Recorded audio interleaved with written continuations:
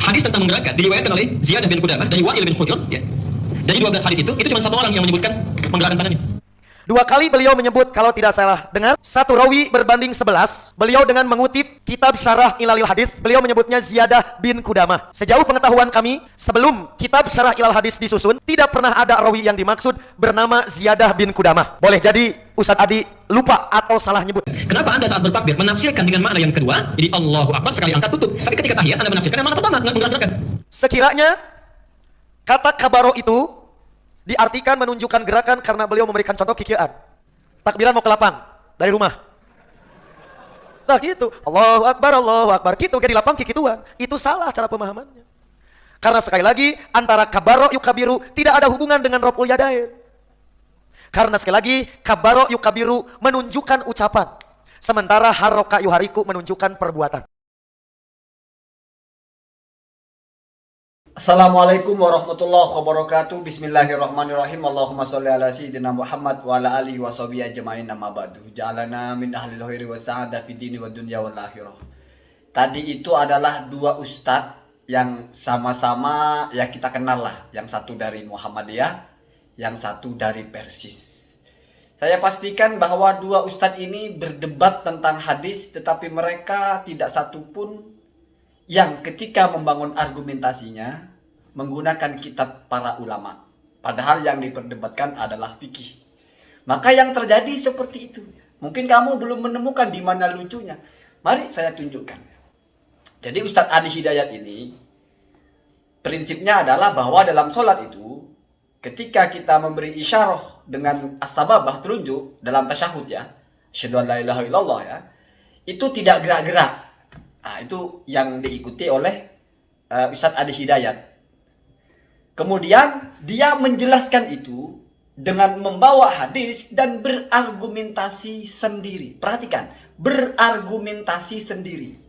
Tidak mengutip kitab fikih manapun. Saya berani mengatakan begitu. Karena dia sedang membaca kitab Syarah Ilalul Hadis ya, karya Mustafa Ibnu Adawi, di mana di situ Mustafa Ibnu Adawi hanya menyebutkan bahwa memang ya, hadis tentang Nabi memberi isyarah dengan telunjuk itu ada setidaknya 12 hadis. 11 hadis tidak ada tambahan yuharrikuha, menggerak-gerakkannya. Lalu ada satu hadis, ya, kan tadi 12, yang 11 tidak ada tambahan, ada satu hadis yang ada tambahannya, yaitu lewat jalur Zaidah bin Qudamah atau Zaid bin Qudamah. Ustadz Hadi menyebutnya Ziyad bin Qudamah ya. Tapi nanti tunggu, saya luruskan dulu biar kamu paham. Jadi ada satu hadis yang lewat jalur Ziyadah bin Qudamah, itu ada tambahannya, yaitu yuharrikuha, Nabi menggerak-gerakkan jarinya. Jadi hadis itu dari Rasulullah ya, diceritakan oleh Wa'il yang melihat langsung Rasulullah sholat. Lalu Wa'il ini nyambungnya ke Kalib ya, Kalib ke anaknya ya, Asim. Nah, dari Asim inilah ada yang lewat jalur Ziyadah bin Qudamah, ada yang lewat jalur 11 yang tadi yang disebutkan Ustadz Adi Hidayat itu. Yang satu pun tidak ada tambahan yuharikuhnya. Jadi satu hadis saja lewat jalur Ziyadah bin Qudamah ini yang ada tambahan yuharikuhnya. Sementara yang lain seperti Sufyan bin Uyainah dan sebagainya ada 11 ya. Itu satu pun tidak ada tambahan. Kemudian Ustadz Adi Hidayat dalam masalah ini ya, dalam masalah menyebut ada satu riwayat saja yang ada tambahan sementara yang 11 tidak ada tambahannya, salah menyebut nama pula, dikomentari ya, oleh Ustadz Amin Mukhtar kalau tidak salah. Komentar Ustadz Amin Mukhtar ini ada dua kemungkinan. Yang pertama, jangan-jangan dia mengiranya bahwasanya fakta satu hadis ini melawan atau tidak sama dengan 11 hadis. Tidak sama maksudnya ada tambahannya. Ada tambahan Nabi menggerakkan, padahal yang 11 hadis lainnya tidak ada. Walaupun jalurnya sama, cuma satu orang yang berbeda. Jangan-jangan dikira Ustadz Amin Mukhtar itu hanya ada dalam kitab Syarah Ilal Al-Hadis itu. Kitab ulama kontemporer itu, 1950 berapa itu. Sehingga dia mengatakan sebelum ada kitab Ilal Al-Hadis ini tidak pernah ada perawi yang bernama Ziyad bin Qudamah. Kalau maksudnya Ziyad bin Qudamah, ya memang tidak ada. Kenapa? Karena namanya bukan Ziyad bin Qudamah, tapi Zaid atau Zaidah bin Qudamah.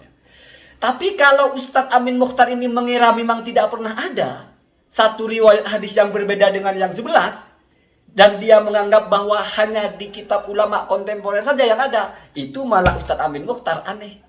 Kenapa? Karena itu pertama sudah disebutkan oleh Ibnu Huzaimah. Ibnu Huzaimah itu ketika meriwayatkan hadis dari Wa'il, ya, sama jalurnya Wa'il juga, lalu lewat jalur Zaidah bin Qudamah itu ada tambahannya, lalu komentar Ibnu Huzaimah itu, tambahan ini hanya ada dalam jalurnya Zaidah bin Qudamah. Saya tidak perlu baca Arabnya lah ya. Ibnu Huzaimah itu kan abad keempat Hijriah ya. Itu sudah mengatakan bahwa kalau lewat satu jalur ini, yaitu jalur Zaidah bin Qudamah, ada tambahannya. Sementara di jalur yang lain tidak satu pun yang ada tambahan. Artinya ilalul hadis yang dibacakan oleh Ustadz Adi Hidayat itu hanya menyalin dari ucapan Ibnu Huzaimah. Jadi kalau Ustadz Amin ini kok heran, ada itu ya. Kalau heran karena namanya Ziyad, dari Zaid menjadi Ziyad, ya mungkin iya. Tidak pernah ada orang namanya Ziyad bin Qudamah, yang ada Zaid atau Zaidah. Tapi menurut saya kalau cuma salah nama, misalnya dia pernah dengar ada orang namanya Zaidah bin Qudamah atau Zaid bin Qudamah yang membawakan satu hadis berbeda dengan 11 hadis yang lain di mana jalurnya sama. Kalau dia yang pernah dengar bahwa satu hadis ini tidak sama dengan 11 hadis yang lain, di mana mungkin kebetulan hadis ini yang diamalkan oleh dia, menggerak-gerakkan itu. Seharusnya tidak perlulah cuman meleset nama Zaidah menjadi Ziyad. Saya justru berpikir jangan-jangan Ustadz Amin ini nggak tahu bahwasanya ada fakta satu hadis dengan satu jalur tafarot ya. Satu orang ini membawakan hadis versinya berbeda. Berbeda dengan 11 jalur yang lain. Tetapi kenapa saya bilang Ustadz Adi Hidayat di sini tetap tidak memakai pendapat ulama ketika dia menggunakan itu untuk mengokohkan hujahnya bahwa tidak menggerakkan? Karena dalam ilalul hadis sendiri tawakuf, artinya Ibnu Al-Adawi ini tidak mengkait-kaitkan itu kepada hukum fikih bahwa yang lebih kuat adalah tidak menggerakkan. Walaupun faktanya hanya satu hadis yang menggerakkan, di mana ini tidak sama dengan 11 hadis yang tidak ada di situ satupun menggerakkan. Makanya berarti Ustadz Adi Hidayat ini karena melihat kok ada cuma satu hadis, sementara yang lain ini kan tidak ada menggerakkannya. Oh berarti lebih benar yang ini dong, yang satu nggak mungkin benar. Kok nyalahin semua? Itu pikiran Ustadz Adi Hidayat begitu. Padahal ini sudah dibahas oleh ulama Pak. Itulah yang saya bilang bahwa membangun argumentasi sendiri. Yang pertama. Yang kedua, Ustadz Adi Hidayat ini juga ya ini lebih kocak malah ya. Kalau memang harokah itu diartikan menggerak-gerakkan, yuhariku itu kan menggerak-gerakkan, wazan fa'alah gitu. Seharusnya dalam hadis itu lafaz awal-awalnya ada lafaz kabaroh. Dari kata kabaroh menjadi kabaroh. Harokah menjadi harokah. Seharusnya artinya kabaroh pun takbirnya berulang-ulang, bukan hanya sekali. Ini kocak ya. Kocak sekali. Yang pertama, ya seperti yang dijelaskan oleh Ustadz Amin itu. Kabbaro itu bertakbir, Pak. Bukan angkat tangan ya. Kabbaro itu adalah lisan, bukan perbuatan. Jadi kalau harokah itu perbuatan. Jadi tidak nyambung antara harokah dengan kabbaro, begitu ya. Kalau misalnya saya yang jadi Ustadz Hadi, ya tetap aja saya kejar. Loh, kalau begitu kabbaro bertakbirnya berulang-ulang. Akan jadi debat kusir. Kenapa? Karena argumentasinya Ustadz Adi Hidayat itu juga argumentasi ngarang. Tidak ada ulama berargumentasi begitu. Nanti saya jelaskan bagaimana sebetulnya ulama membahas ini ya. Ini saya mau bicara lucunya dulu. Ketika orang-orang itu bukan ya, hebat sekali bicara hadis itu nggak melihat kitab fikih, nggak melihat ulama bagaimana membahas itu loh. Ujuk-ujuk, oh ini kok hadisnya cuma satu. Wah, kok melawan 11. Tolak yang 11, yang satu, pakai yang 11. Enak gitu ya. Ada yang nggak terima. Salah sebut nama dipersoalkan nyebut namanya. Bahkan mungkin jangan-jangan yang nggak terima juga heran. Nah, masa iya? Oh, cuma di kitab itu kok. Sebelum kitab itu ada nggak pernah ada seperti itu. Mungkin begitu maksudnya ya. Kemudian berargumentasi, Haroka itu cuma menggerakkan sekali, bukan menggerak-gerakkan. Kalau haroka diartikan menggerak-gerakkan, maka kabaro juga diartikan menggerak-gerakkan.